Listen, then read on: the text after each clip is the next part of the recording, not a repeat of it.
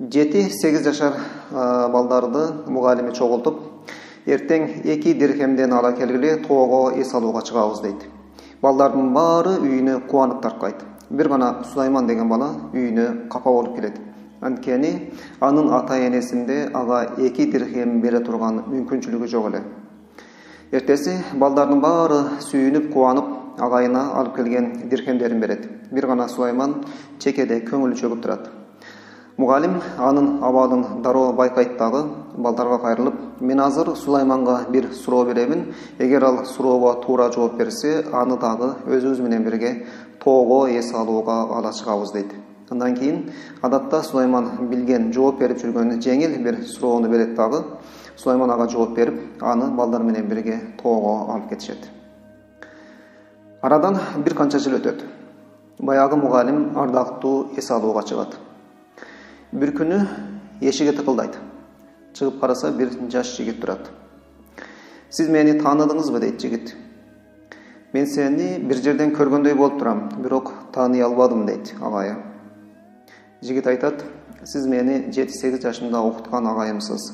Мен Сулайманмын деп өзүн тааныштырат. Андан кийин агайын кийинип чыгууну суранып, машинасына отургузуп алып, мына ошол 7-8 жашында балдар менен бирге эс алууга чыккан тоо тарапка алып барат. Тоонун түбүнө алып барып, ошол жердеги эң кымбат аймакта салынган 3 кабат хан сарайдын жанына алып барып машинасын токтотот дагы агайын үйгө жетелеп кирип, мына ушул үй сиздики. Ошондой эле сыртта турган машина дагы сиздики деп ачкычын колуна карматат. Агай абдан таң калат. Эмне үчүн мени мынтип сыйлап жатасың деп сурайт. Сулайман айтат, биз кичинекей кезибизде сиз балдарды мына ушул тоого эс алууга алып келгенсиз. Ошондо балдардан 2 дирхемден тыйын чогултуп, мен үйдө мүмкүнчүлүк жок болгондуктан 2 дирхем алып келе албаганда, сиз мага өзүңүз төлөп, балдар менен чогуу ушул жерге алып келген элеңиз. Мен ошонун сыйы катары сизге ушул үйдү жана машинаны белек кылып жатамын дейт. Мугалим сүйүнүп көзүнө жаш алат. Андан кийин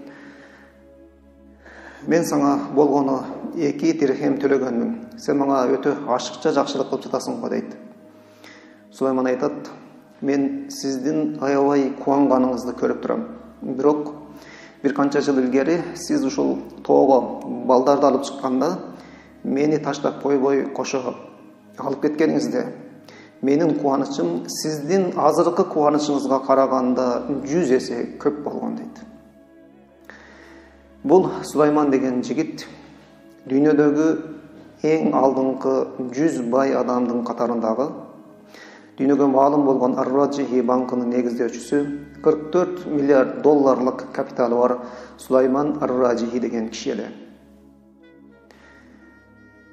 Биз адамдарга эмне аркылуу бакыт тартуулоону билбейбиз. Биз ойлошубуз мүмкүн, биздин айтып жаткан жакшы сөздөрүбүз, берип жаткан акча, тыйын же болбосо жардамдарыбыз адамдарга эч кандай деле кубаныч тартуулабайт деп ойлошубуз мүмкүн. Бирок кээ бир учурда биздин бир ооз жылуу сөзүбүз же болбосо биздин чөнтөгүбүздө качандан бери бүктөлүп, жыртылып, эскирип кирдеген 20 сомдук акча кимдир бирөөгө бир күндүк бакыт тартуулап коюшу мүмкүн. Анткени бакыттын азы жана көбү болбойт. Ошондуктан адамдарга бакыт тартуулоону үйрөнөлү. Мейли ал аз болсун, мейли көп болсун, кимдир бирөөнүн көңүлүн көтөрүп, кимдир бирөөнү бир аз убакыт болсо дагы бактылуу кыла алсак, Алла Таала мунун кайрымчысын сөзсүз түрдө бизге кайтарат. Бирөөгө бактылуулук тартуулай алган адам гана бактылуу болууга акылуу. Бул биздин кезектеги сабагыбыз болду. Кийинкиден кайра жолукканга чейин сак саламат болуңуздар.